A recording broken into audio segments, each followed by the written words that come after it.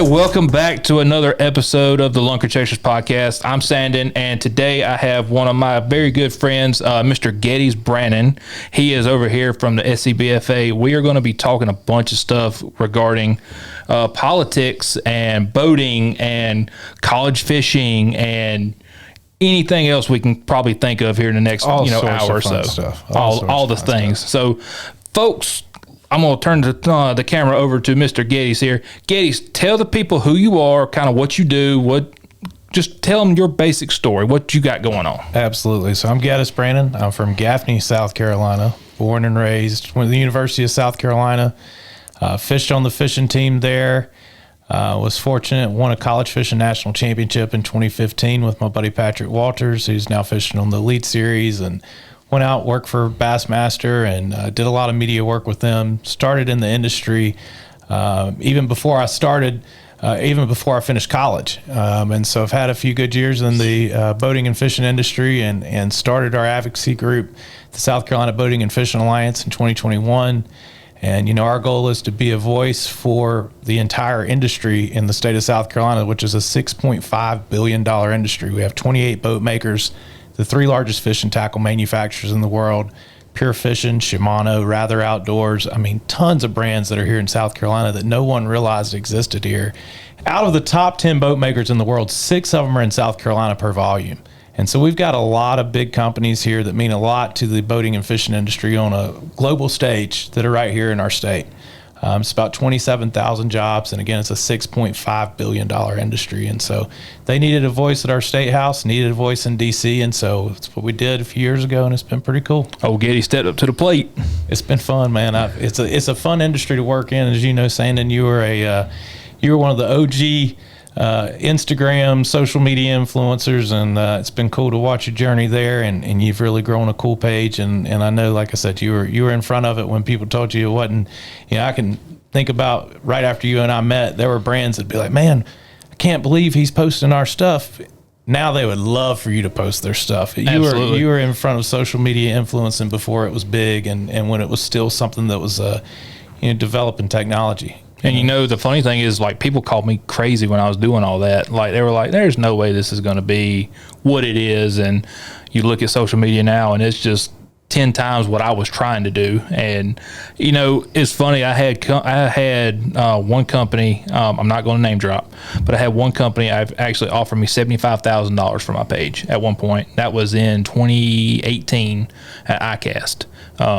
Love iCast. Love going to iCast. That's such a good show. If you ever want to do anything regarding the fishing industry, iCast is definitely where you need to go, because you meet a lot of people there. But yeah, I had a company offer me $75,000 for the page, and I turned them down.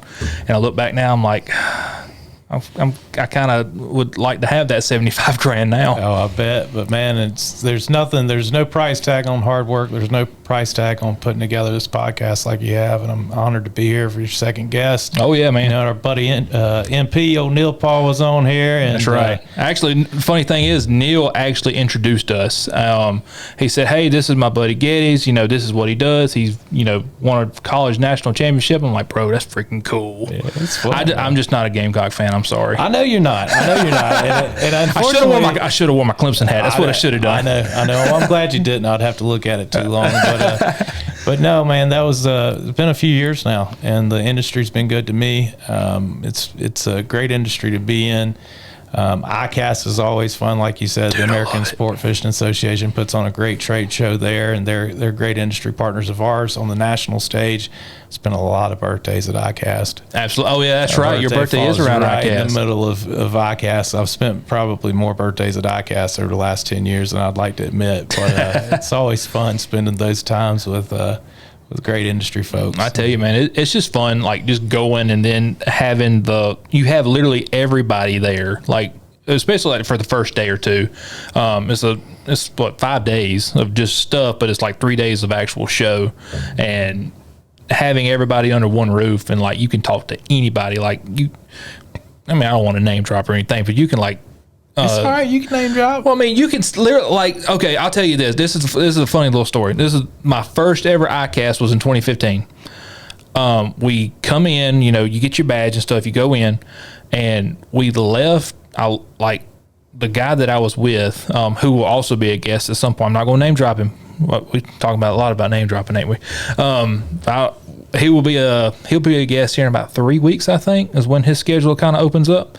But anyway, so we get to ICAST, and he was like, "Yeah, man." He said, "Just go have fun." So I turn around, and literally the booth behind us was Motor Guide, and guess who was in the Motor Guide booth? Like, this started at 9 o'clock, and this was like 9:03 a.m. I ran into Bill Dance. Now, as somebody that watched Bill Dance growing up, that was probably the coolest moment I think I could ever. I was like, "Oh my God, it's Bill Dance! It's Bill Dance!" And to talk to him and for just as a normal person, he's like, "Oh, hey, how you doing?" All that kind of stuff, and get a picture with him. And I'm sure I'll throw the picture up on here or whatever. I had it on a GoPro on a selfie stick. Oh yeah, we're fortunate in this space to you have access to people you grew up watching and grew up seeing on TV. I mean, you think Bill Dance and Hank Parker and Davey Heights of the world. Well, Davey Heights, a cool dude. Davey is turned into a great friend and mentor of mine, and the folks in our industry are just the best as they come, man. Absolutely. And so being at ICAST and even at any tournaments or whatever, I heard you and Neil talking about the Classic last week, but it's cool. You can really have that FaceTime and get to know these guys. Oh, absolutely. And I planned the whole plan here with having this podcast is actually to have a bunch of those guys that I've really looked up to and talked to over the last couple of years that I've really grown fond of, to have them on and have them share their stories and stuff like I got you here doing today. But so let's kind of dive into your college days. What was your college fishing days like? Man, so I grew up fishing on Lake Wiley and Lake Norman, and man, I was just telling somebody yesterday, I don't think I had fished a day tournament. Maybe one. I said there's a lot of night tournaments up there. I don't think I'd ever fished a day tournament until like my freshman year of college. Like, what is this? What is this? I didn't know people had bass fishing tournaments during the day. You look at Lake Wiley and Lake Norman, man, the traffic's so high up there during the middle of the day, during the summer. A lot of folks fish night tournaments. So my Fridays and Saturdays during high school were spent on Lake Norman, Lake Wiley, some of the fondest times of my life. Growing up, we're fishing tournaments with a buddy of mine's uncle. Sean Wallace got me into tournament fishing, and man, we used to just beat the bank and go. I mean, he had all the secrets on all of Lake Wiley, man. Lake Wiley's kind of a small lake, but really thin. Oh yeah, and it was a lot of fun. But came to college. Went to an interest meeting for the Anglers at USC was the name of it at the time. It wasn't the Bass Fishing Club or anything like that. This was when colleges still didn't quite know what to do with bass fishing. Right. Same thing with high school fishing. Then high school fishing wasn't even that big. Even it was just It was basically just a club at that point. That's right. And so now I'm starting to feel a little old talking about it in these terms. But man, that's I guess that was 10 or 12 years ago now. But it's just progressed a lot. And so. Got to the Anglers at USC meeting, man, I was a freshman and I was just hungry to get people involved. And so I actually became the president of the fishing team my second semester, freshman year. And I think we had 10 or 12 people on the fishing team. And by my junior or senior year, we had about 30 people. We had sponsors. We had won 2 national championships. Shout out to Hampton Anderson, Chris Blanchett. They won the year after me and Patrick did. But there was some big shoes to fill there. It was fun, man. We were very fortunate, very blessed to have good industry partners. I mean, heck, I can remember then that was like right when Lou's Fishing had just started back up. And so we had the president of Lou's and their VP. They would come to our meetings regularly, and Michael Murphy, who's been around forever, he would come to our meetings, and we just had good mentors that taught us about sponsorship, taught us about forming these partnerships that now, looking back on it, man, that was the foundation to my career thus far. And so college fishing means a lot to my past, and really I wouldn't be here today if it wasn't for the way college fishing has impacted my life. The friends I met, traveling around the country with Patrick and my buddy Tom Brubaker, who works over at Rather now. We had a lot of good times, man. We'd even travel with the Clemson guys and stay in the same little shanties, man. The rivalry wasn't as bad in like the fishing world than it is with football and basketball and everything else. I don't think nothing's better than the Clemson Carolina rivalry. It was a little bit of a rivalry, man. And I can remember Patrick and I, there were some qualifying tournaments, and once you qualified, right, you would qualify for the next national championship. Right, so the next tournament you showed up at, it was like, you just kind of take it easy. Let's go win. No, I mean, it was really just fishing to win or fishing to fishing to show up and have a good performance. But at the end of the day, we had already made it to where we needed to go. Yeah, so just go all out. That's right. And but there were times I could remember, man, we would tell some of our good friends on the Clemson team, man, this is where they're biting. This is where, and they wouldn't believe us. They'd think that we were joking around with them. Sabotage. We were sabotaging them. And I'll never forget, man, we lost by like 1 or 2 ounces at Lake Chickamauga during the largest invitational FLW at the time it had. And, walked up, and my buddy Jacob Preholm and Daniel Root, who both of them, they were like, "Gosh, man, y'all weren't lying to you, y'all weren't lying to us." Where he said, "No, we tried to tell you." Yep. But man, college fishing was awesome. It really was, and seeing how the high school anglers around here and in the state of South Carolina really started forming. I think most high schools in the state have a fishing team. So it's been cool. You were just talking about how old you felt that you were just starting this. I didn't have that in high school. Okay, I did not have. I mean, we just went fishing on the weekends. We didn't have all these tournaments and everything like they have now, which is absolutely awesome. I think Neil even said last week that there was it's like a 535 boat high school field. That is absolutely insane. But that just shows you how big it's getting and how big it's become. And now you've got, look at some of the elites now. They're 19, 20 years old. And like Trey McKinney, I think Trey McKinney is like 20 years old, 19, 20 years old as well. But no, I think that, getting kids out involved in fishing and, getting them in that competitive nature and spirit and stuff is really good. Especially the ones that are not able to, play football, play baseball, or just don't have that need to, but hey, they want to go fishing, but now they have a competitive thing that they can do. It's a good feeder system, man. And like I said, on our fishing team alone at South Carolina, you had myself, Patrick Walters, Hampton Anderson, Tom Brubaker, and a few other guys that all in some shape or form ended up in the boating and fishing industry. And so what you're seeing is, and we know a ton of people from different companies or still fishing tournament trails that got that exposure in college that then take it and make it their career. And so without high school and college fishing, I think a lot of folks wouldn't have these same opportunities that we've been afforded and been very fortunate to have. So it's cool to see how it's growing. It's cool to see more high school kids get involved. I know that Palmetto Boat Center does a big trail in the upstate. Yes, they do. And it's super important to keep growing the sport. And that's the most overused phrase in our sport is it's going to grow the sport. Or what is it at ICAST? We're going on ICAST. It's a game changer. It's a game changer. That's right. It's a game changer. It's just another jerk bait. Look at this hook. It's a game changer. That's right. You ain't gonna miss a single one. That's another thing is the terminology that people use these days. And like, I want to know who was the one that started the game changer phrase. Like who was the first person that started that? I want to know. Let me know. But yeah, actually I think it was Fat Cat. I think Fat Cat was the one that started that. Oh man. It might have been Fat Cat. I feel like it's been he might have been the first one to really start making fun of it. Oh, I think he did too. Yeah, I think that's how it gained him in its popularity was, it's a game changer. It's a game changer. But yeah, so talking about Lake Norman and stuff, have you ever seen, in them younger days, even now, have you ever seen like any celebrities? Like, I got when I fished the BFL regional up there in 2018 when I about died. We'll get into that story later. We actually fished Michael Jordan's dock. Yeah. And so we got to go up we were right there. I thought it was the coolest thing in the world. My guy was like, "Hey, you want to go see Michael Jordan's house?" And I was like, "Man, you have all sorts of like NASCAR guys. Oh, you got Michael Jordan. You got Charlotte Hornet players, Panthers players. There's Lake Norman's full of people. Yeah, full of people. Beautiful houses, beautiful boats.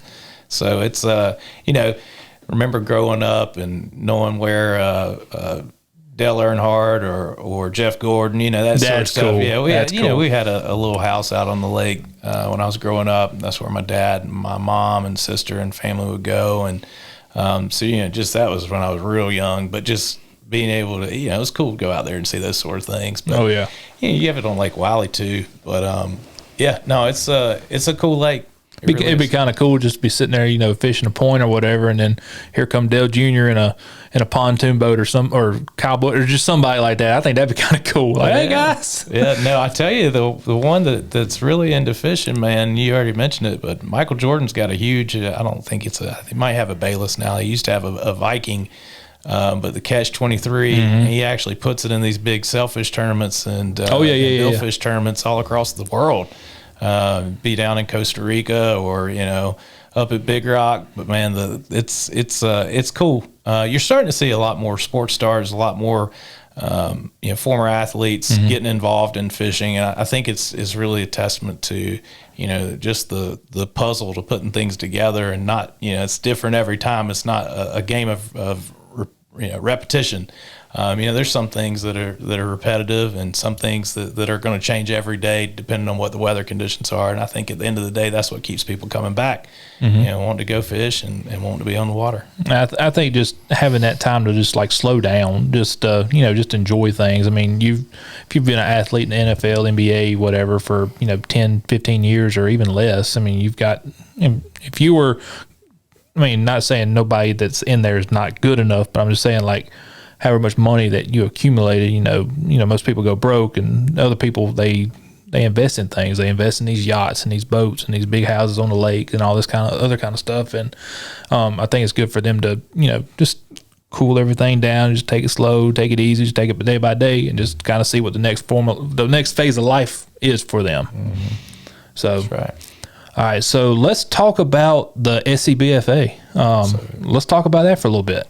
What? So you kind of explained it there in the beginning. So what exactly is the SCBFA? So we're a 501c6 advocacy organization. So basically what that means is we're like a business chamber, except it's for the outdoors industry. It's for boaters and anglers in our state.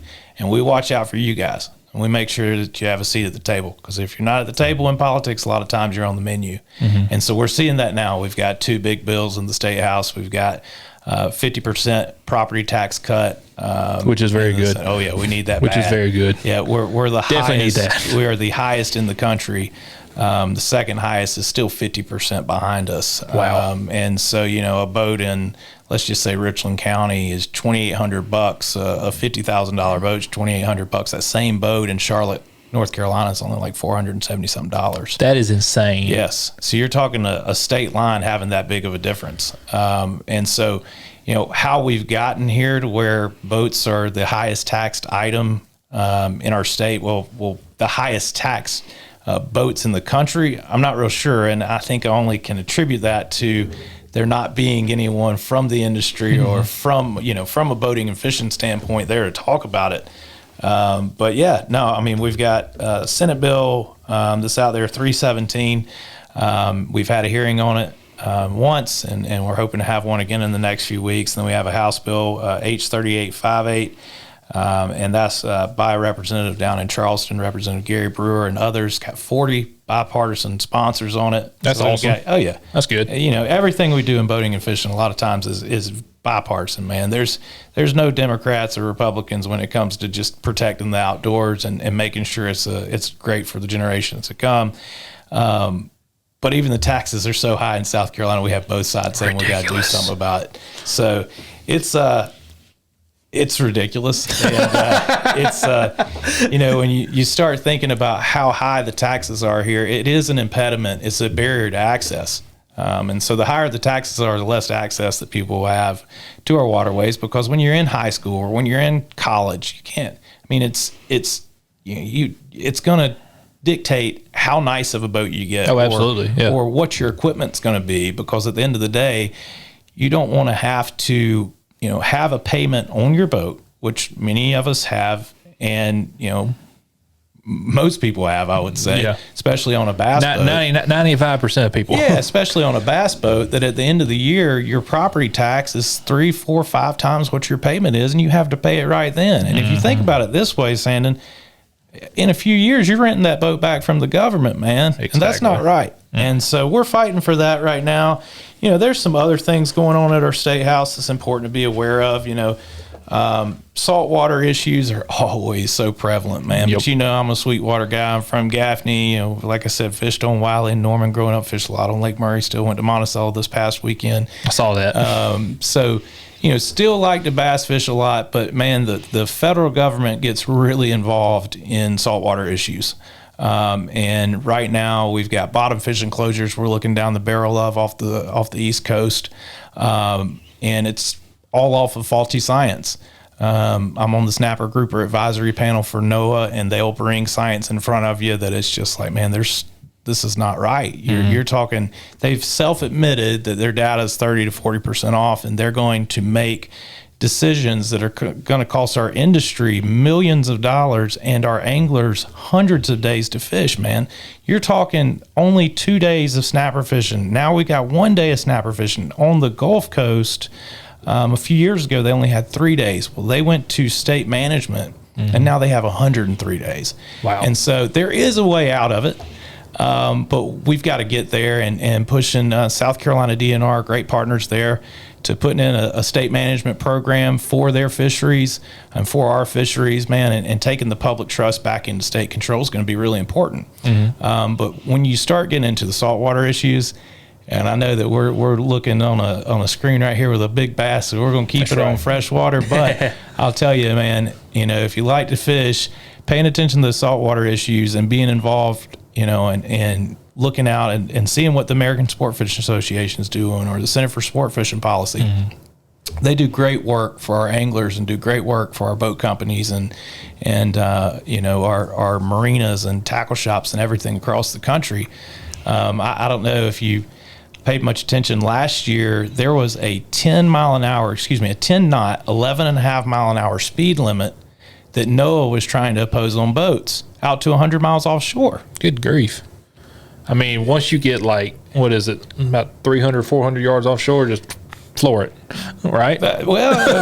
You would think, Yeah. but not anymore. That was going to be where they stopped it. I mean, you would have to go. I think that would be kind of dangerous though. With it is. Yeah, that would be incredibly dangerous with like waves and the whole 9 yards, That's especially right. like in a windy day. That's right. You couldn't navigate. You couldn't get on top of them. You'd be doing this and safe navigation speed, and we brought that up. Thankfully there was a change in administrations on the federal level that helped us out there, of course. But you just look at some of the things that the federal government's doing when it pertains to boating and fishing policy, and they're taking a hammer when it just needs to be a fly swatter approach. But their reasoning for a 10 knot speed limit was that there were boats hitting right whales, which is an endangered species of whale. The only issue is there's only been one whale hit off the coast of South Carolina in the past 52 years. So you have a better chance of being struck by lightning than hitting a whale off the coast of South Carolina. That's right. And they wanted your boats to go the speed of a slow golf cart. And so, man, it's been a fun couple years in boating and fishing policy. And I know that listeners say, oh, man, it's politics. Here's the issue, man. If you don't have a voice, then who's going to speak for you? That's exactly right. You're just going to keep paying high taxes and keep getting beat up by bureaucrats on the federal government side of things that want to take access away. And so if I could boil down SCBFA to one sentence of what it is, we're out there looking out for boaters, anglers, whether it's freshwater, saltwater, trying to make our resources better, trying to make boat ownership more affordable, trying to give more people more days on the water. So at the end of the day, if we can make access more attainable to more people, whether it's high school anglers, college anglers, weekend warriors, whatever that is, we're creating more people to enjoy our sport. Well, that's really good, and I commend you for that, because I definitely think that there needs to be something in place to get most of this stuff through. Because, 10 knot speed in the ocean, like, that's not cool, man. Like I said, that's a huge safety issue, I would think. Well, going up and down, next thing you know, a rogue wave just knock out little Jimmy's little dinghy or whatever. Oh, yeah. It's there's no common sense in politics a lot of There's times. not. And that's on either side of it, or however many sides there are these days. But so you said that you were on Monticello this past weekend. Mm-hmm. What were you doing on Monticello this past weekend? Man, so a really cool opportunity, and again, just random opportunities in the fishing industry that I love those. Those are the best. Yeah, they are. They are. And you've seen it with the folks that follow your page and the things that you've shared with The Rock or whoever it might be. Well, let me go back a little bit. So with the South Carolina Boating and Fishing Alliance, we have a partnership with Gamecock Sports Properties and do a big boat show every year. Oh, yeah. I've seen you out there with Coach Beamer. Yes, sir. Now, look. I'm going to say this just directly to the camera so everybody can see that. Here, listen to this, okay? I am a Clemson fan. I am a 110% Clemson fan, but I am a huge fan of Shane Beamer and what he's done. I cannot I can't hate the guy. Yeah, he's hard to dislike, man. He's a really cool dude. I'd love to. Now guy. you might be able to set this up. I'd love to just hang out with him for like a 15 minutes. He's a good guy. Hey, maybe we can have him on the show. Maybe so. You never know. We can set it up. Gettys. We'll get it going. You never know, man. But yeah, Coach Beamer's a great guy, and the South Carolina Athletics Department, they're great to work with, and Gamecock Sports Properties. So we've been doing this now this will be our 5th year, this upcoming year, where we're do a boat show outside of an SEC football game. And so after or before last year's game, I was approached by Garnet Trust over the summer, the NIL group. Said, man, we got a few guys on basketball and a few guys on the football team that would like to go fishing. And so we took them offshore last July. It was a couple days after Snapper. I was about to say Snapper season. It was a couple days after the Snapper day. So we took 5 guys out from the basketball team and 5 guys out from the football team.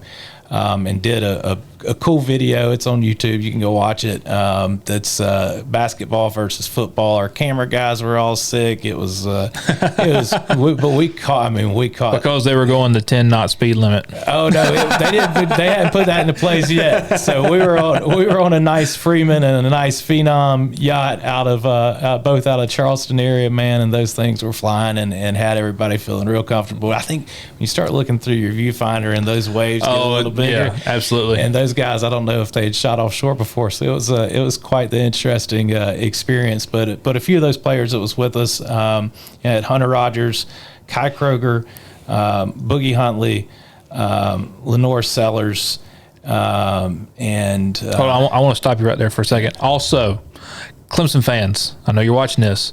Lenore Sellers is that guy. And we got to stop him. Okay, you can continue now. Yeah. So then on the basketball side, we had Colin Murray Boys, Jacoby Wright, Austin Hero, Nick Pringle, and so it was a cool. That sounds like that'd be awesome. Oh, it was awesome. That's so cool. It was great. And so anyway, we developed just some relationships with those guys, and they like to go hunting, like to go fishing, and so we've gone hog hunting, we've gone fishing a few more times since then. And this past weekend on Lake Monticello, it was a cool opportunity. That Rather Outdoors, Tom Brubaker set up. It was like happened during the middle of the week. It was like, hey man, Hood Fishing Entertainment's coming in town. You got any fun ideas? And I'd actually already talked with Hunter Rogers about going fishing, and I was like, yeah, let's hit up Hunter and see if Lenore wants to go with us too. We'll go do a quick collab on Monticello. Yeah.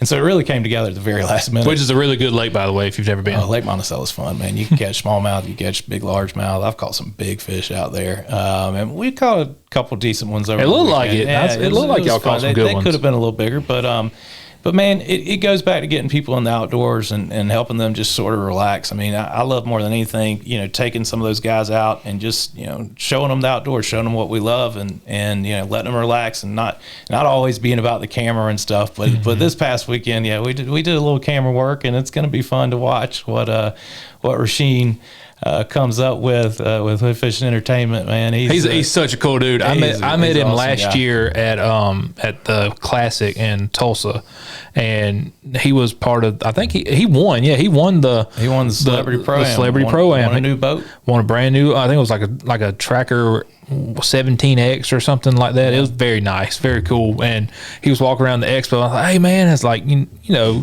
I follow you. I've been following you for a while. And we talked for a few minutes, and he was like, man, that's so cool. He said, if you're ever in Florida, hit me up. I haven't made it to Florida yet, but we're getting there. Yeah, so you gotta get down there, man. I'm sure he'll take you up on it. He's a great guy, and his content's really good too. Yeah, he's got good content. Very authentic, man. He knows what he's doing. He can catch a lot of fish. He's just engaging. Absolutely. But yeah, so I looked back and I saw he had just taken out Captain America with Marvel, and I was yes, that was so cool. This might end up being a last minute thing, and and it might turn out pretty cool. And big thanks to Falcon Boats and Tim DePriest and Steven Waller, man. At the last minute, those guys are awesome. I was like, hey man, can I use your boat for a little while? So they let us, and it was a fun weekend, man.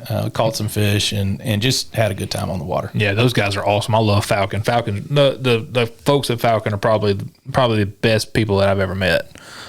Tim and Lisa and well, Dr. Waller, man, and hey, going back to the Boating and Fishing Alliance for a second, she's been a crucial part in where we are so far in the life of our organization.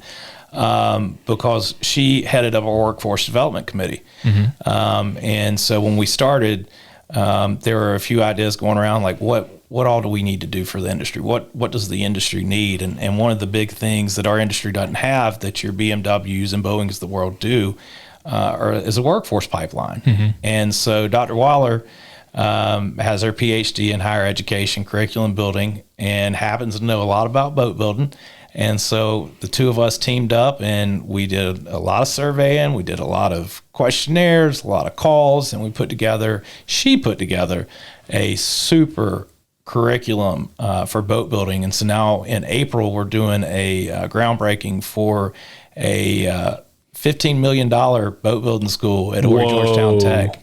And so that's cool. Oh yeah. And so there's, if anybody's listening, any kids out there that don't know what they want to do yet, boat building is go build a boat, kids. Right. Go build a boat. Go build a boat. You can go to Horry Georgetown Tech and go to their boat building school. It's actually been offered now for probably the last year and a half. And that's so really cool. Yes, we're already offering classes and industry led. Like I said, Dr. Waller put it together. Man, she did a great job with it. And we've had great volunteers that are on our board that also run businesses, and we're really looking forward to what Horry Georgetown Tech's going to do with this new building. That's awesome. That's really cool.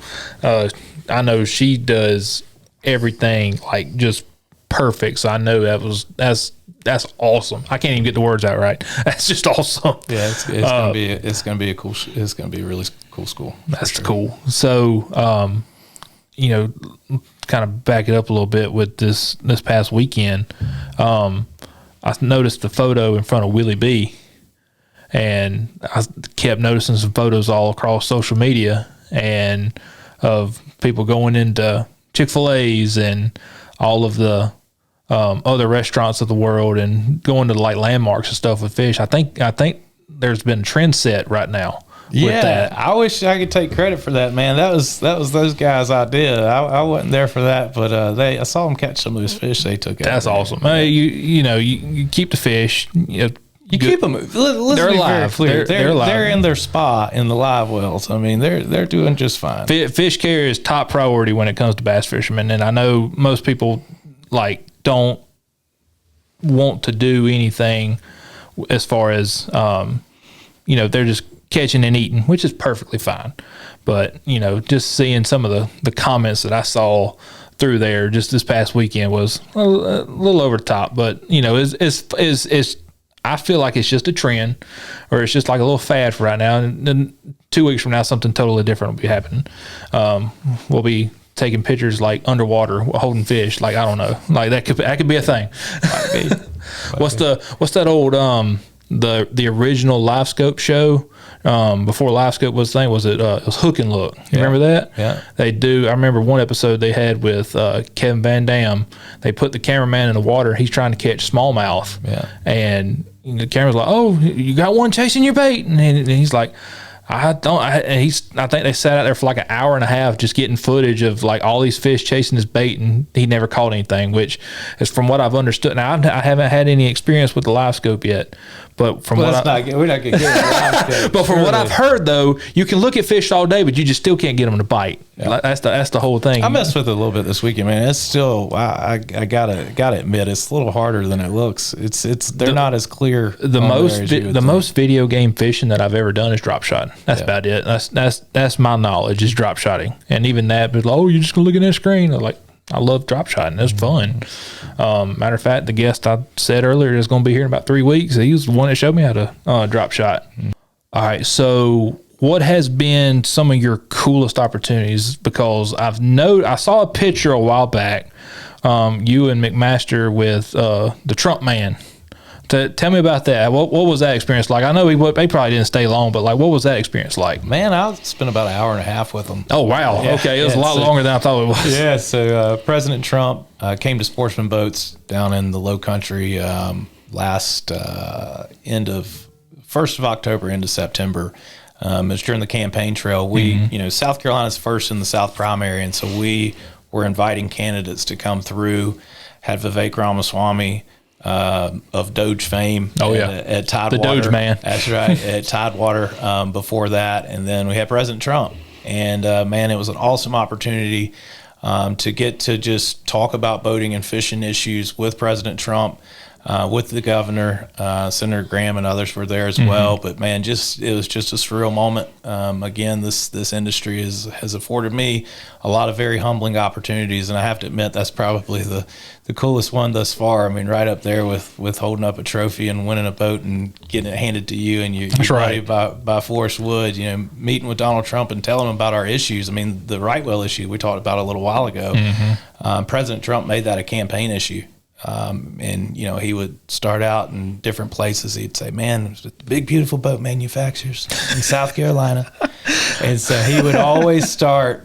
He would go off script. Dang, that was really good. He would always start. He would go off script wherever he was and start talking about the big beautiful boat manufacturers in South Carolina. And I would kind of just hold my breath, like, "Oh, this is going to be fun." I will say though, back in, I think it was 2017, 2018, whenever he had some of the American-made products at the White House, and he had Ranger, and they had Jimmy Houston out there. Jimmy Houston, that's right. And then Freeman Boats was out there for South Carolina that same day. Oh, really? So I didn't know. You only saw the Jimmy Houston photo get circled around so many times. They're like, "What's going on here? Is this a real photo?" That's right. That was before the AI days though, so it was 100% real. Yeah, I could just imagine that conversation. Woo-hoo-hoo! Oh yeah. Oh, I'm sure it was great. But no, man, President Trump has done a lot for our industry thus far, and that whole experience, just the whole advance with Secret Service and the I bet that was intensive. Oh man, I'll tell you a quick Trump story from that event, and so. We walk in and we were called the day before from Advance and said, "Man, I know, this isn't what you want to hear, but President Trump can't go through the actual boat manufacturing facility. He can only come through the smaller plant because I think it was the UN was having a big event. And so Secret Service was stretched then on their assignments there." Which that would make sense. Makes very valid sense. Makes sense. Like, man, it's cool. He's still coming. Like we'll teach him all of what we know. We can make do with what we got. Yeah, exactly. I mean, it's still the former president at the time and now president coming through. So we were super excited. Our industry had never hosted a former or sitting president ever. That's wild. This is the first time a former sitting president has ever visited a recreational boat manufacturer. And so it was a big deal. And so he comes in and he walks in and he shakes Senator Graham's hand, a couple other people's hand, and he comes up, shakes my hand. There's only a few of us back there. And there's this finished sportsman boat. And right beside it, there's this big easel, and it has this big picture. And it's the boat manufacturing process. And he comes through and he said, "Well, what's that?" I said, "Well, that's how boats are made." He said, "Well, what do you mean? I'm not seeing how a boat's made?" And he said, "Well, no, sir, this is the upholstery shop." And so he kind of looks around for a minute and he keeps talking. He said, "Well, I came here to see how a boat was made." I said, okay. He said, well, who told you? Who told you we couldn't go over there? And you could tell none of us wanted to say, well, yeah. hey, Secret Service, who we've been. I'm not dropping the bomb here. I'm not going to say that. Yeah, no, we weren't going to talk about Secret Service because they've been so great to work with the last couple of weeks. But then he's like, he looked at me and said, it's okay, you can tell me. So I tell him, Mr. President, the Secret Service said you're not coming over there. And he looked up without skipping a beat. He said, I didn't come all the way here to see how the cushions were made. And he said, move my VIP line, move my picture line to now, in the next 10 minutes. And he was like, y'all got 20, 30 minutes to clear out the other plant. And so that's what we did. We went and took pictures with them. Our boat manufacturers came through, took pictures with them. The other folks that were there for the actual event came through and took pictures with them. And then we walked through the actual boat manufacturing. And that's where I saw the picture with you and him. Yeah. Yeah. And so we go through there, and man, there were German Shepherds running around everywhere. I bet, There's people hanging down with snipers in boats. It was something like out of a movie. And I just look at him. I was like, Mission Impossible. That's right. And I was like, well, President Trump, I was like, congratulations, you're the first, ever president to come through a recreational boat manufacturer's house made. And he looked at it, he's like, that's pretty cool. And I was like, man, this is absolutely. huge. This is huge. So it was a cool, just a very humbling experience to be able to share that time with a president. Oh, absolutely. And now for the people at home, love him or hate him, you got to admit that's really cool. Like, I mean, people love him, people hate him. I don't care. Yeah, this isn't a political talk. No, it's not political by any means. But it's important for people to realize and to transparency. accept. Transparency. Well, no, it's also important for people to accept that you have to have a voice. It doesn't matter if we meet. It don't matter who's in office. You got to have a voice. We invited, full disclosure, Joe Biden, his campaign team to come through. They didn't accept it. We invited all candidates. Just so happened to be that President Trump wanted to do it. And so, we're going to work with the Trump administration. We're excited about working with them. But it's all about making this more not as polarizing as politics should be, because you're talking about boats and fish, man. You're not talking about different social issues. You're not even talking about Second Amendment stuff. You're talking about boats and fish. Boats and fish. Boats and fish. And if you Which is all we're talking about is boats and fish. That's right. And when you keep it between the lines of boats and fish, and the rights of boats and fish. That's right. it. and you keep it where you stay on the side of conservation and reminding people that outdoors men and women are the original conservationists. It's not these, far out there environmentalists that don't want us on the waterways. There is a right and wrong side of this. And so, we're able to keep it, pretty straight up and, educating policymakers from, Governor McMaster all the way up to the president down, Senator Graham, Senator Scott. Tim Scott's good. I've met him. Twice. Yeah, they're all great people, and love or hate their politics, they represent our state well. I met Tim Scott when I was working at the hospital. He was coming through. He had just got done visiting the children's hospital, and he come through, and I was, I didn't see him. Coming through with a wheelchair, I about took him out, and I said, "Oh," and I recognized. I was like, "Oh, I am so sorry, sir." He just laughed. He said, "It's okay, man." I was like, "All right, I got to do it since I almost took you out with the wheelchair. Can we just get a picture?" He's like, "Absolutely." So I took a selfie with him.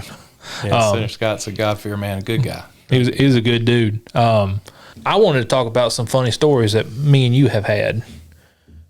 Okay, so specifically the Bass Nation National Championship, when I parked your car, the Tahoe up on the hill, and they called you and like, "Hey, you got to come move your car," and we're like 20 miles down on the lake. Remember that? Yeah. Oh yeah, we were out in the water that day. Yeah, and then, "Hey, you got to come move your car," and you looked back at me and like, "Sandon, where'd you park the car?" I was like, "I parked it out of the way." Well, apparently not. Sandon, there's a common theme. I heard your Matt Robertson story. There's a common theme here that it sounds like we shouldn't give you the keys to anything. Listen. So I will say with the Matt Robertson story, that was just like, it was dark.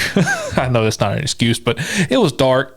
He literally told me, he said, "Just get in, crank it up, and then just park it on the up against the dock." And I was like, "Yes, sir." And I'm, already adrenaline's pumping, dude, because like it's the Bassmaster Classic, and then you go and do something like that, and then it's like, this is just like we've all been there. It's like the way. It feels like only I've been there. No. it feels like the weight of your world. I just remember that one big tall white guy on the bank. Hey, you need to move that boat. Get it out of the way. They got people trying to back in. I know, man. I'm trying my best over here. And then Drew Cook. So after that, he didn't make day 3. So day 3 or the final day, I got, and neither did Matt. I got to go to the expo because I was like, so I done spent the final practice day and the. So you didn't make the Marshall cut, is what you're telling me. Well, so I did. So here's the thing: Neil actually got mad at me. Neil's probably gonna watch this and like, oh, I remember this conversation. So Neil actually got mad at me, but once he understood the reasoning, he was like, oh, okay, I understand now. So the lady that was given the names and stuff, so I had to give her, she had my name and my number and everything. Mm-hmm. And so what would happen was she told me specifically, well, I'm sure she told other people, but she told me, she said, hey, she's like, I'm going to call you tonight if I need you in the morning. And she said, so if you don't hear a phone, if I don't call you, then I don't need you in the morning. I said, okay, fine. 7 o'clock, 8 o'clock, 9 o'clock, 10 o'clock rolls by. I stayed up till 11 o'clock. I was like, I guess she doesn't need me. So I went to bed and I was like, okay, I'm going to set my alarm, whatever. I'm going to go to the expo because now I get to go around and see everything. Well, what ends up happening, I get woken up to a phone call from Neil at like 7:30, 7:45. And I missed it. And he called me like 3 times. And I'm like, wonder why he's calling me. I was like, obviously he needs something. Well, then he sends me a text message, and all he says in the text message, he says, hey, where are you? It was like back to back. And it says, hey, where are you? Why are you not at the ramp? They're looking for you. Where are you? And this has been like an hour later, and I'm just like, oh my gosh. And I texted him back. I was like, well, I called him. I was like, the lady said that she was going to call me if she needed me, and she didn't call me, so I just assumed she didn't need me. So later on, I actually saw her, and I said, so I heard you needed me this morning. She's like, yeah, where were you? I was like, well, you never called me. And she said, did I not? I was like, no. And I said, no, you never called me. She's like, well, we figured it out. And I was like, there's a lot of moving pieces on those tournament mornings, man. I feel like one part I did skip over was my days at Bassmaster, man. I was running bass track and working with the marshals and teaching 70-year-olds how to use an app. I'm not going to use that thing. Oh, this was back when apps were still sort of new, man. Oh, yeah. So, we get up in the mornings, 3-4 o'clock in the morning, charge up, man. I used to come through a airport with a whole book bag full of cell phones, and the TSA looks I got.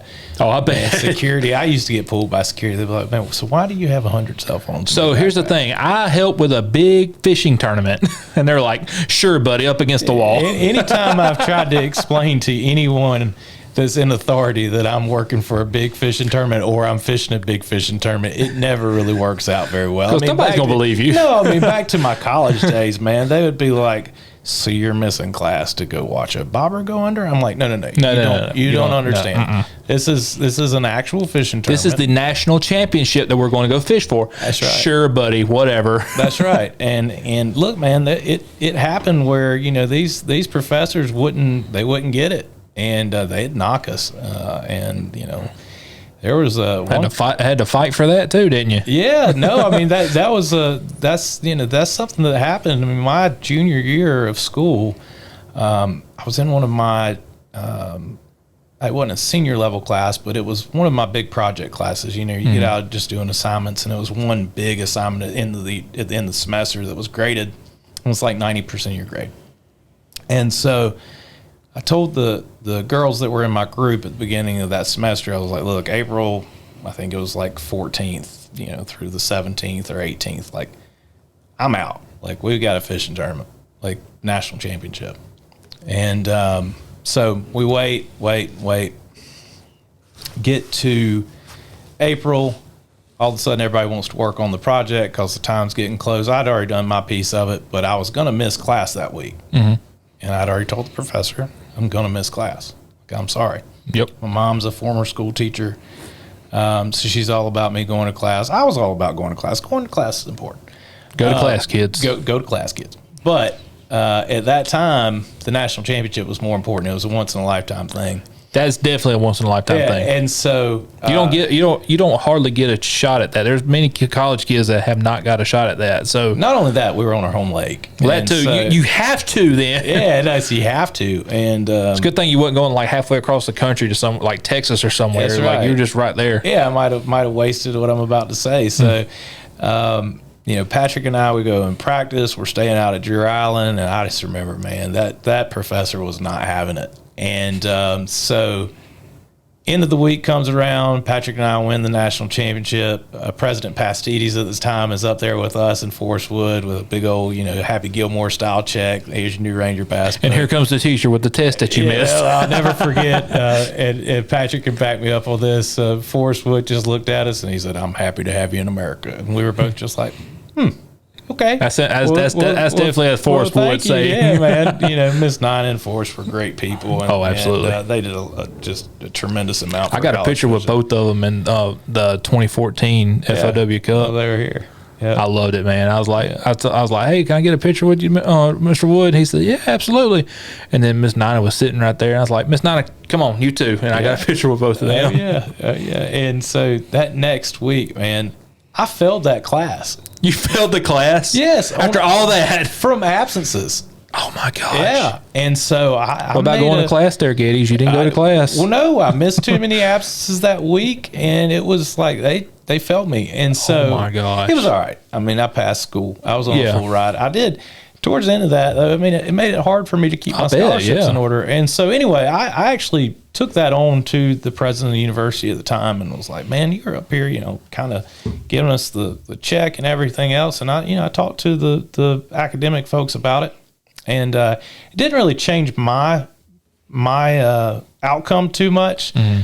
But now the fishing team does have absences. They don't get as many absences as football or basketball, but now they have absences. But sometimes, man, it's just, our sport. What was it? 3 national championships is what it took to get that? It took a few. Took a couple. And, Patrick and I almost had 3 in a row, but lost by a couple ounces to Kansas State on Wilson Lake. Nobody likes Kansas State. I know. So sorry, Kansas State fans. That's right. And so, man, fishing always had this sort of like redneck stigma to it. Like you drinking a beer, watching a bobber go under. And it's cool when you got people like Hood Fishing. You got people like, our football guys and basketball guys getting into it, and it just shows this whole other side to our sport that not everybody's gets to see. Mm-hmm. And so educating these decision makers, getting back to where I was going with this, educating decision makers who don't quite understand what boating and fishing means to our state, to our economy, to the people that participate in these activities, man. That's what I love to do. Absolutely. So I don't think we really talked about the whole parking. Yes, problem. You left. Yeah, so you left the car. So let me paint the scene. Okay, we are at. It was the 2018 Bass Nation National Championship, and it was when Caleb Summerall won. It's the final day. There again, Neil called me. He said, "Hey, I might need a marshal. Can you be at the ramp at I think it was like 5 o'clock?" I said, "Yes, sir." And there again, I'm gonna throw this in there. I love Neil. Neil is like I said in the other podcast, he is the best person that I know when it comes to like the fishing world. Besides, obviously I love you too, Gettys, but Neil got a little bit above you. But so anyway, so he texts me or he calls me and says, "Hey, I need a guy for in the morning. Can you be here at 5 o'clock?" I said, "Yes, sir. Absolutely, I'll be there." Show there at 5 o'clock, and he goes, "Okay, well, everybody showed up that was supposed to be here." He's like, "So I don't have nothing for you." I was like, "Totally fine. It's cool." I said, "I'll just kind of hang out." And then next thing you know, Getty sees me in the parking lot, and he calls me. He says, "Hey, I need somebody to go with me on the boat." And I'm just like, "Okay, I'll do it." So we backed the boat into, that was the uploaded boat, wasn't it? Mm-hmm. Was it the uploaded boat? It was a Triton. Oh, we got to talk about that too. But anyway, so we get on the boat or I back him in the water, and he just told me, he said, "Just go park it up out of the way." I said, "Okay, cool." I drive up the hill and I park it directly in front of the Bassmaster trailer. Or it was like, it was right in front of the Bassmaster trailer. And I was thinking, there's nothing that's going to come anywhere near here. And that was the closest spot that I could get it to from where I was because I couldn't really position it anywhere. And so I park it there. I'm like, I turn around and look. I'm like, nobody's going to be driving up through here. This is fine. And we know so much is get on the boat. And we drove all the way down, almost I was almost to the dam, wasn't it? It was probably down towards Sadler's Creek or somewhere. Yeah, I mean, it was a good little haul. I mean, it was about a 20-minute haul or so. And we got all the way down there, and Getty's phone's going, bzz, bzz, bzz. He answers, he goes, hey, what's up? And he's like, Gettys, I need you to move your truck. And he goes, and he just turns and looks at me. He goes, what do you mean move my truck? And I was like, I parked it out of the way. I didn't do nothing. So I parked it where nobody was going to be. And they're like, dude, this boat and trailers, or this truck and trailers totally in the way. It needs to be moved. And he's just like, well, I'm all the way down on the lake. Like, we can't go nowhere. And so, yeah, I rode around like that. I rode around like that for the rest of the day with the puppy dog tail in between my legs. Yeah, it's all right. It worked out. Yeah, your podcast listeners, viewers probably don't realize that, man, on like Bass Nation and like the Bassmaster High School, college, and even sometimes the Opens, it's like a 1 or 2 man media show, especially like Bass Nation and the high school tournaments, college tournaments too. You go out there, you take the photos, you take the launch photos, you upload the gallery, take the photos on the water, then you come back and you write the gamer, you write the presser. I mean, you do all the blogging, you do everything. I've got to see that. Yeah, it's crazy, man. So you're in the middle of that whole process, and on top of that, I parked your boat and truck. You parked my truck and trailer in the wrong spot, and so yeah, I'm sure. How did we go about moving that? Like I don't even remember, man. It's been so long, and no, somebody come up to us. Somebody got in a boat and came all the way out to us, probably to get the keys. The keys. Yeah. That's exactly what happened. I could see that. Yeah, no, it's that's probably early. They gave me the death look too, son. They were not happy with me. Yeah, I was probably one that had to end up dealing with that, but it's all right. But again, the moral of the story is don't let Sandon park your boat or your truck at Green Pond Landing. We'll give you the rest of the place. Yeah, Green Pond. I love Green Pond, though. It's such a good place, but obviously not for my parking purposes. But oh man, I remember getting so this is how extreme Gettys did to get some photos for content and stuff. We pull up on this island, and he's like, "There's somebody." I think it was Caleb, because Caleb Summerall ended up winning that to make that was his birth into the elites, wasn't it? Oh yeah, that was the whole deal. Like, whoever wins this tournament's going to fish the elites, and so Caleb Summerall ended up winning it. Well, he pulls up on this island, and pulls power poles down. He's like, I'm gonna go up over here and get some photos. So this island gets kind of stretched out, and all I see is like him in like incognito mode. But the problem was it was a bare bank, and he is just like squatted down as low as you could go with the camera, and he's doing this number right here, and he's getting all his photos. I'm like, look at this dude. I think I took a picture of it, and I was like, look at this dude doing whatever he can to get the picture he needs. You had to get different angles, man. Yeah, he got all the angles. That used to be the thing. He was like down in the dirt, like getting the picture like off of the rock. Sandon, I have to look back. I think I got the picture that you're talking about. I'll have to send it to you. Because all I know is I got the picture of you doing it. I love that. That used to be what I would do, man. We would be at some crazy places, and I would just get my camera boat driver sometimes on the Elite Series, just leave me on a bridge or leave me on an island or wherever. I mean, because you get that different vantage point. Mm-hmm. The unique look that nobody rarely ever sees. Yeah, because you're just not shooting. And, of course, the anglers appreciate that, too, because it gives them great content. Yeah. Oh yeah, absolutely, and yeah, no, that was I forgot, man, that you rode with me during that tournament. That was a fun tournament. I got a picture of Neil riding with me during that tournament too. Mm-hmm. But yeah, no, that was the final day. Yeah, no, working for Bassmaster, and I was eventually their communications coordinator towards the end of my stint with them, and really enjoyed all the people I met there, and getting to hang out with people like yourself and Neil a good bit was always a good time during those tournaments, and still got a lot of good buddies that are on the road doing it now. I mean, heck, Brandon Cobb and Randall Tharp and I went to China one year.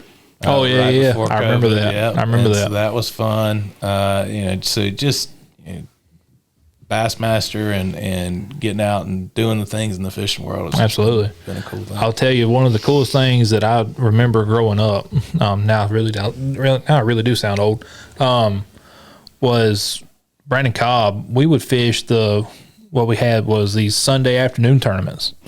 And so Brannon would come occasionally, and he'd show up and, take everybody's lunch money. There was one tournament in particular, though, that I remember we fished against him, and it was literally right before he went down to fish the Forest Wood Cup. Or no, it was right before he left for Ouachita.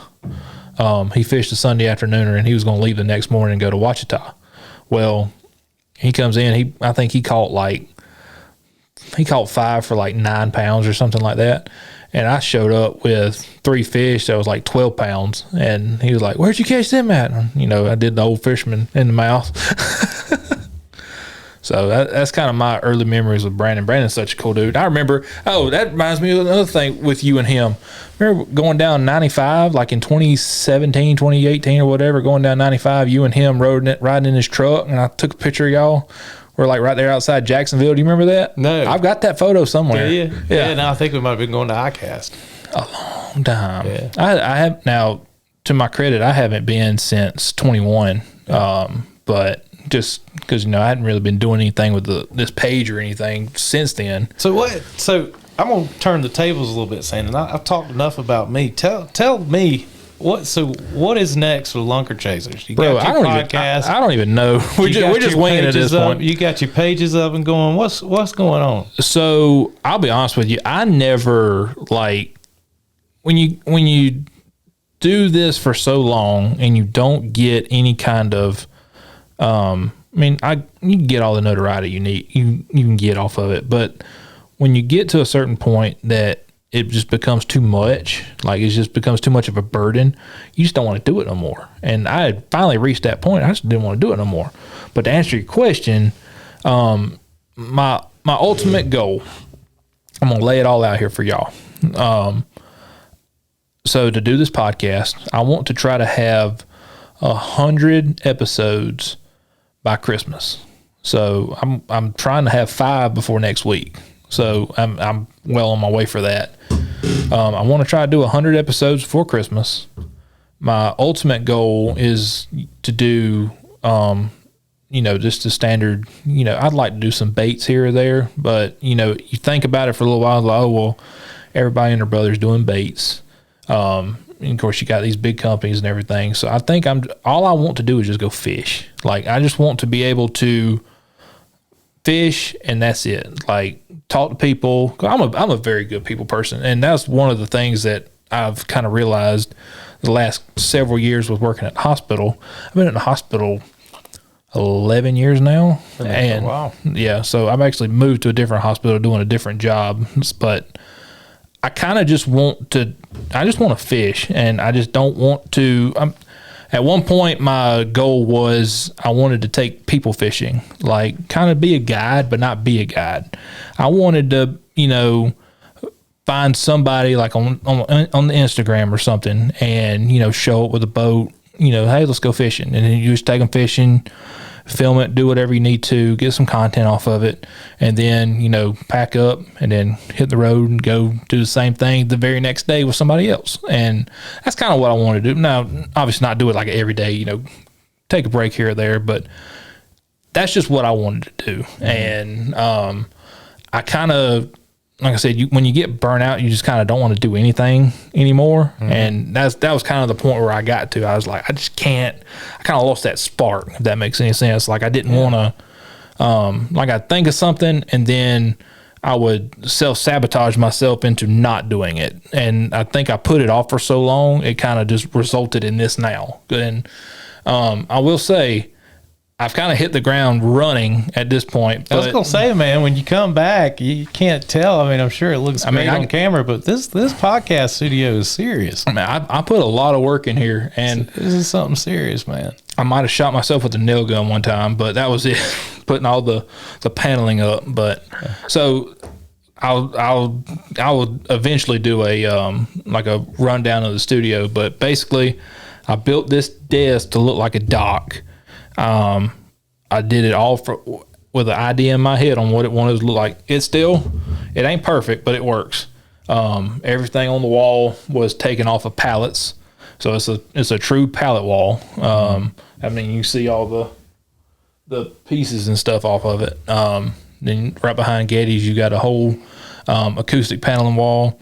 I've blacked out all the windows. I got these big fancy lights that I paid $30 for that are like $400. I got on an auction website. Changed out the ceiling fan. We got LEDs running across the room. I got all this equipment here that I got on a deal, and so this is literally taking me about a year and a half to get set up. So, well, I know you're gonna bring your viewers some great content, and as Neil said last week, you can only go up from me and Neil. Well, so. I mean, I think I kind of went down a little. Yeah, you did. I went down just slightly. Yeah, you did. But it's good to do that. That's the pullback. That's right. That's the pullback. That's right. So Neil was the starting point, and then you're the pullback. That's so now here we go. Yep, now we're on the road running. For sure. You know I love you. Oh, yeah. No, I'm here, and I've enjoyed it. And it's been good getting to catch up with you, and just, you're doing some awesome stuff, and this is going to be a great podcast. And if you build it, they will come. You certainly built it. Now they still have the following. Now they just got to get here. Yeah. I will say, though, my posting the last couple of days has been really incredible. You've been stirring some stuff up. I didn't mean to, dude. I really didn't mean to. I feel you. I'm going to make a video on this, not this particular topic, but just basically what my page is, and I'll just give a little short synopsis before I do that. I made my page with the anticipation of it just being a entertainment site or entertainment page. There was certainly not a podcast in the mix when I made the page. Mm-hmm. So I made the page in 2013. And like I said, there was certainly not a vision of there being a podcast at this point. Man, it was like the biggest thing in fishing at one point. Page, and I don't want to sound like I'm gloating or anything, but my page was literally the biggest fishing page there was, and it was a cool feeling. But the problem is like with it being so big, and it like being literally dude, I was getting 80,000 impressions per post, mm-hmm. and from on the viewer side, like from an analytical side, that is incredible. Like I was getting close to, I think it was like 1.3 to 1.8 million impressions per week, per month. You were before your time. Yeah, and you really were. And I can remember you talk about the Bass Nation event. I remember there was an event somewhere around there. You and I were hanging out at, and not going to name the company, but there was a company that was just they were not happy that you were posting a bunch of their stuff. Oh no, when I made the page, I made the page in their name. That's what it was. That was it. Gettys calls me. I'm at work, okay? Gettys calls. So I was like, I really like this company, and definitely not going to name the name of this company. I was like, man, I really love this company. They just don't do nothing on social media. They don't even have a social media page. Like I had reached out to a very prominent person in the industry that I'm not going to name. I'll tell you later. I'm sure you already know. And he told me who to talk to. And then, I send the director of marketing a message, and they were like, oh, well, we're just doing everything in-house. I'm like, well, what house are you in? Because there's nothing going on. That's the thing. Is like I want to help, and so me being young and dumb, I made the page with the company's name. Just random, dude. I made like a fake email address just to make the page, and this sounds so bad. Please don't do this. I wasn't gonna go into all this. I was just making the point that you had figured out. Well, social people are gonna media. ask, so I got to tell them.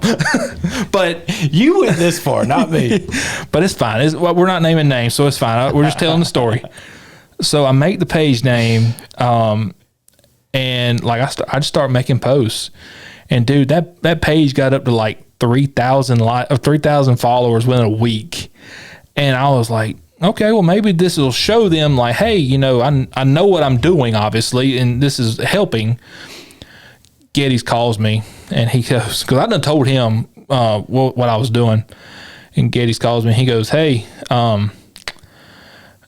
they told me to tell you to stop. They said cease and desist. Was I the bearer of bad news? Yes, you were. I was. So I'll tell you. I got the phone call. I was at work. I was in the. I don't know why they put it on me. I was at the hospital. I was in the emergency room going to get a patient, and I see your name pop up on my phone. I'm like, well, I can't miss. I've got 2 minutes because I'm waiting on whatever. So I walk into the bathroom. I'm like, hey, what's up? And he goes, Sandon, they are not happy with you. So they told me to tell you to stop. And I'm just like, say no more, fam. He said cease and desist, and I was like, so look. I don't remember being that involved with it. I might have given you I remember vividly. I remember where I was. A healthy heads up. I thought about this when we were talking about topics and stuff. I really thought about this. I was like, do we even talk about this? I wouldn't go that far. But my young point, and dumb, please do not follow in my footsteps. Young and dumb lessons I've learned. So I'm letting you learn has now. Social media now. You were creating social media pages for people. I was just trying to help, man. They needed them, man. And now they hate me. They're probably never going to do nothing with me. Oh, whatever. No, now everybody wants you to post stuff. Well, now they actually have an in-house person and they're posting, and they've got 30,000 followers or whatever, which is fine. It's whatever. But to think that I made the page and got them 3 in a week, it was just whatever. Good time. I'm not gonna cry about it. But that was fun, man. We were all learning. So I'll tell you another story here. With being young and dumb, totally young and dumb on this. We were at ICAST. It was my first ever ICAST, and 2015, and somebody that I really look up to in the fishing industry. I'm not going to name names. But he said, hey, this company is looking for somebody to run their social media. He said, I told them you. And he said, because all the stuff that you've been doing, he said, you're doing a great job, you've got however many followers is that. I think at the time I had like 100 or something, 1,000. And so he was like, go talk to them. This is who you need to talk to. And hash out a deal. He said, cause I've pretty much laid it up for you. You just got to slam dunk it. I said, yes, sir. So ICAST rolls around. I go to the company. I say, I had a booth there. I go to the company. I was like, hey, I need to talk to so-and-so. They're like, oh, well, he's in a meeting. Can you come back in like an hour? And I was like, yeah, that's fine. So I even just went ahead and just left because I went ahead and had business cards made because I was told to do so. That's just what you do there. So I had business cards made up, just little basic little cards, and I handed them to him. I said, just have him call me on that number. We go, I'll keep walking around, hanging out with some friends or whatever, and they call me and they're like, hey, this is so-and-so with so-and-so company, and I'd like to talk to you. And he said, are you around? I was like, yeah, I'll be over there in just a minute. I was literally just on the next aisle, and I walk around, I was like, hey, I'm so-and-so, I'm Sandon. We sat there and talked. We talked for about a good 45 minutes. I'm sitting there thinking, this is going to be awesome. Like, I'm going to be running this big company social media page. This is going to be great. So this was like the last day of ICAST. So everybody was kind of packing up, getting ready to go home. So I could kind of tell like he was just ready to go. So I said, let's get back together next week. And I said, he said, okay. He said, I'll tell you what, write me a proposal on what you can do, what you'll do, the whole 9 yards. So I did. Now this is before I knew you, so I didn't know what I was doing because he's wrote me a proposal before, but we'll talk. That'll be another day topic. We go the very next week. He emails me. He's like, "Hey, just looking forward to your proposal. This, that, and the other." I was sitting there thinking like this was my shot. Okay, like the Eminem song, one shot, one opportunity. Like this is it. You already laughing. This is bad. This is terrible. Okay, young and dumb. Remember that, young and dumb. I told him I wanted X amount of money. I'll just say it. I wanted $45,000. to run their social media page for the year. Yes. Let's see. I know And you're this laughing. was in what, 2015? This was 2015. Oh yeah. Yeah, this was not Again, good. you were ahead of your time. Way ahead of my time. God. Now there's influencers getting paid $45,000 just to make a post on Instagram. But so I said, hey, I know it was 40,000. I said, let me get 40,000. I was like, I'm going to have this. I'll get a big camera, the whole 9 yards, and I just want travel expenses paid for to go into events, and then the whole 9 yards. And it wasn't an hour. It wasn't 15 minutes. He messaged back. He said, yeah, I think we're going to have to go a different way. I felt so bad, dude. And I was like, because I was sitting there thinking, so my whole mindset in doing that, though, was like, this was my shot. Like, this was my chance to, like, step out and make the social media thing a career. And so that's what I was looking at it as. Now, if I could go back, maybe I'd go down and make maybe 8,000 or 9,000, because I feel like that might have been a lot better considering what I was asking for. But yeah, just I haven't told that story to anybody, but I was going to say, I don't think I'd heard that one. yeah, I kind of kept that one to myself. It's all right. So now the world knows that I was an idiot. I'm still an idiot. It's fine. It's just I'm a little older now. I know what not to do. Learn from your mistakes. And So don't make fake Instagram pages with companies' names and portray yourself as them, or you get cease and desist, and you might get sued. And don't come up with ridiculous proposals to give companies about paying you, because that ain't gonna happen either. Well, if you don't ask for it, you don't know. Yeah, and that was the other thing, is like, I'll never know if I don't. I mean, yeah. It's like the Gary Vee story. He's like, when he first started doing talks and whatnot, going to shows, it was, well, how much do I ask for? I don't know how to value and I didn't know how to value myself. And literally it was just, I'm just going to throw a shot out there. Like, this is, I mean, if I want to do this full time like that, I feel like that's the average, pay for a year's worth of work doing this, and this. I laid out everything I was going to do and willing to do with the social media stuff. But let's talk about that for a second. You bring up something, the cost of doing business. Our industry's always had one thing on its side. It's that the industry is a fun industry to be in. Absolutely. You're getting to fish. Absolutely.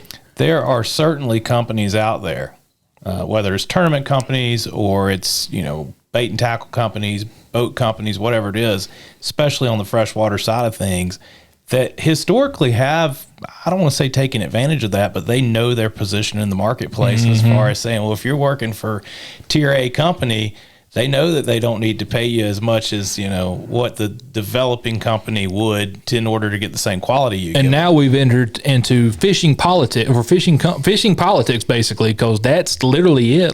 Because everybody knows, you can't, when it comes to some of the media side of stuff like that, there's nothing that can be hidden from that, because everybody kind of knows. Everybody knows everybody, and everybody shares everybody's secrets, basically. And that's part of the toxicity of the fishing community or the fishing industry world.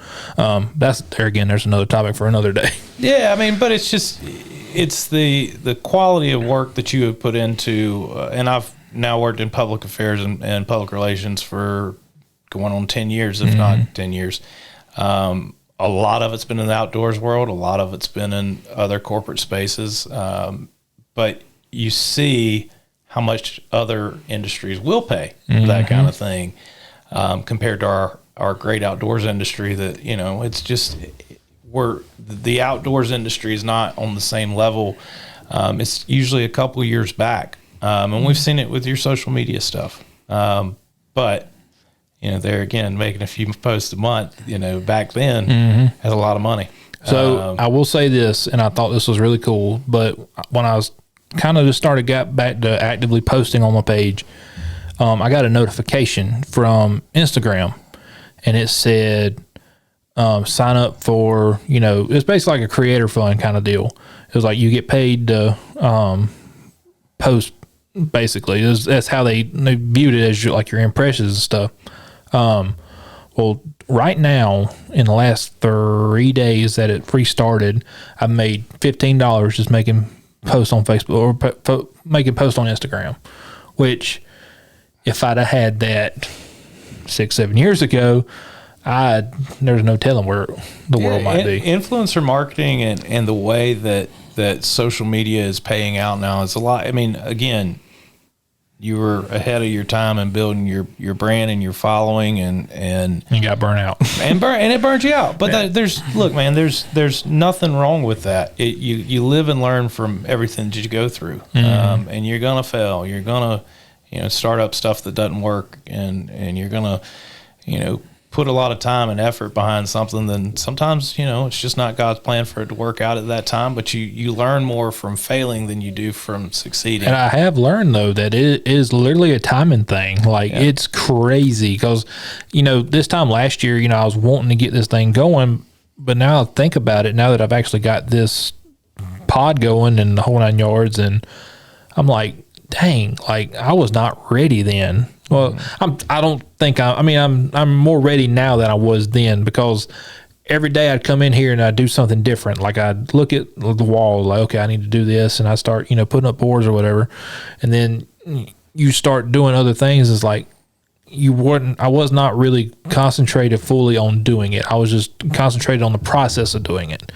And now that I've got it done and I'm able just to concentrate solely on this, like I feel so much better. Yeah. Like I don't have to worry about the stresses of, I've got to do this today. I've got to do this or, whatever now else. Now it's the fun, but now it's the time where I get to enjoy my investment, basically. That's right. We're focusing on the quality of content, and, it's easy to make perfect be the enemy of the good when you're starting to build something like this. And so you're, making sure that all your dude, and that's the sad thing is I am such a perfectionist, and you would not believe that, but I am such the perfectionist when it comes to certain things. Like I have to now when it comes to like fishing, I don't care.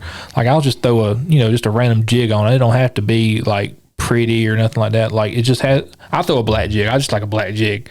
I'll just throw a black jig with a black and blue chunk.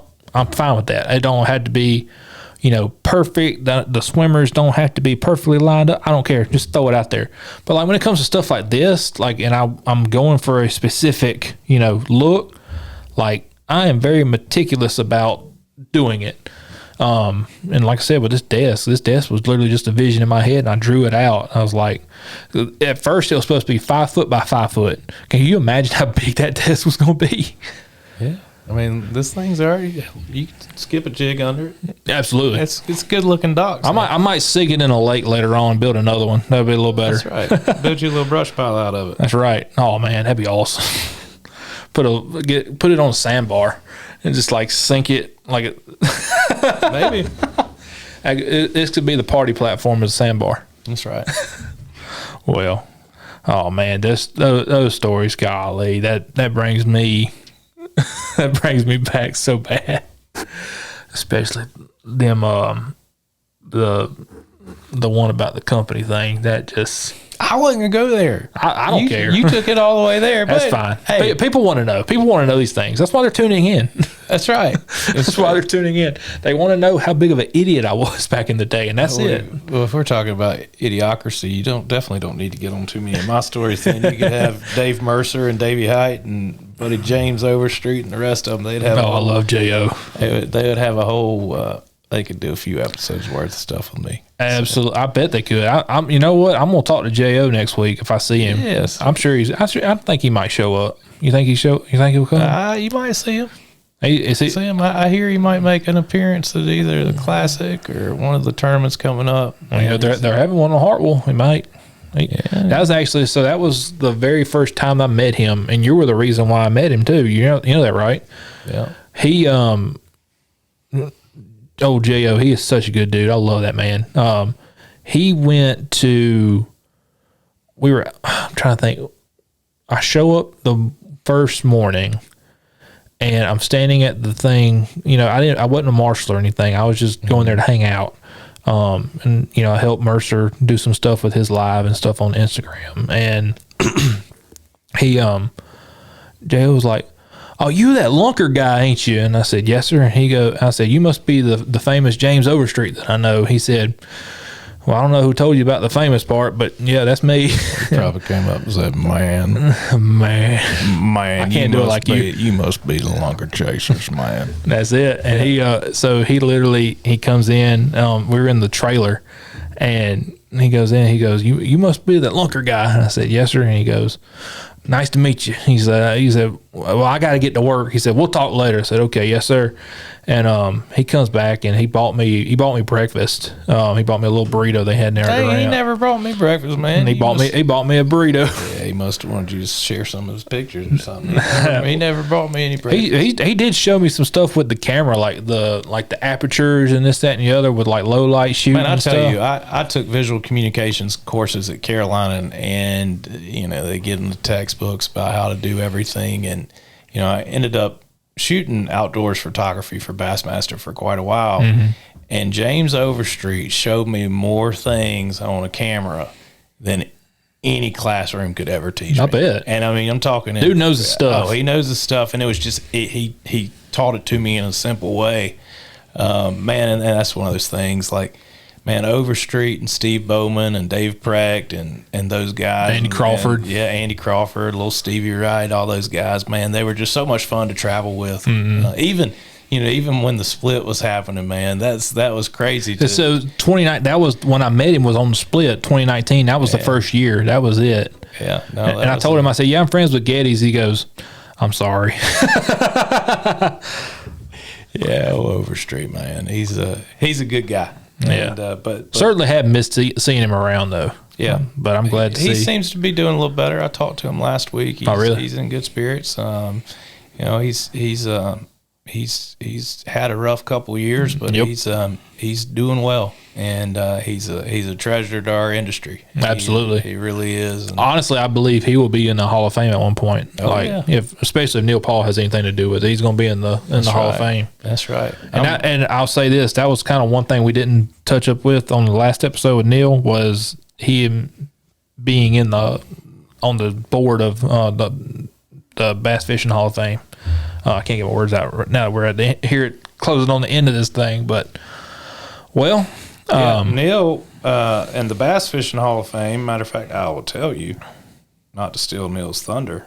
I'm on the nominations committee and get to vote, and Neil is over the whole deal. Oh, that's right. That's right. And the three inductees, Randy Hopper, buddy Craig Lamb. Craig's the name that I didn't mention a minute ago, but Craig Lamb, who's been around forever. I was going to say, wasn't there one got nominated? And William Shakespeare were all nominated to the Bass Fishing Hall of Fame. They just released this last week, and Neil did a great job on that, as well as Barbara Bowman and all the folks over there. But it's important to have these associations and these foundations that are putting together. Recognizing our past and figuring out ways to invest in the future as well. I mean, you got, the Bass Fishing Hall of Fame does all sorts of grants for habitat conservation projects and everything else. As a matter of fact, I actually saw something Neil posted the other day. It was like, hey, get your nominations in or your applications in, because he was saying, hey, we're about to get ready to divvy out this stuff. He's like, if you're in it, put your stuff in. That's right. That's right. Well, Gettys, I certainly have appreciated having you here. This has been a long pod. This is a lot longer than I was thinking it was, but we got some good stories out of it. Right. That's for sure. We did, and if you guys made it this long and you live in South Carolina, I got to put in a plug. Go to lowerboattaxes.com and make sure to reach out to your representatives and your senators and let them know that you are tired of paying the highest boat taxes in the country. I'm just tired of paying taxes, period. Yeah, well, there's a necessary evil to some of it, and if the money went back to the resource, it wouldn't be such a big thing that we needed to focus on. But our resource gets none of the money from our property tax dollars. A lot of people don't realize that. Wow. It's the small $10 registration fee that goes back to DNR. And so, we got to get more money back to the resource, work on conservation funding, making sure that we got black bass stocking programs. We got, things that are going to keep up with the pressure when you got people like Neil that can bring every tournament in the world to Lake Hartwell. And then some. And then some. you got to keep up with the increase in participation on these lakes. You got to be able to make sure that the state's in a good place to sustain and reinvest into our lakes, whether it's with habitat restoration, stocking programs, whatever that might be. And folks don't realize that the whole government process is pretty slow. But there are some cool things that are in process that are in progress, I should say, that the boating and fishing communities behind that we're excited to talk about here in the next couple months, and we'll be glad to share those updates with you. And here's something that's happening in the next few weeks. State newspaper reported a couple weeks ago that Davy Height is been nominated by Governor Henry McMaster to be on the South Carolina Department of Natural Resources Board. That's really good. Oh yeah, that's going to be great. That's exactly where he needs to be. That's right. It's going to be great for freshwater fisheries in our state. And Davy's a great hunter, just a legend in our sport, but even a better person. And so we're lucky to have him, and hopefully the Senate will confirm him in the next few weeks, and he'll be able to get to work with new DNR director, Dr. Tom Mulliken, who's also a great friend of mine. And so things are looking up for boating and fishing in the state of South Carolina, and appreciate all you do and your willingness to talk about issues and bringing more people on here in the next few weeks that are going to highlight their side of boating and fishing too. Oh yeah, there's definitely a star-studded cast on the way. So I've been doing my homework on bringing some guests in, so I'm really excited. There you go. Well, it's been fun, man, and I appreciate you having me. And this is just an awesome setup. Again, proud of you for keeping your head down and putting this stuff together. And it's something I'm going to enjoy watching and watching it grow, and be glad to be a small part and be the second guest behind old Neil Paul, the pullback. The pullback. Said. Yeah, just that's going to be the name of the podcast, the pullback. There you go. There you go. All right. Well, guys, I certainly appreciate you watching. If you watched it all the way, then, like I said, really great that you're enjoying this content. So without further ado, we'll see you next time.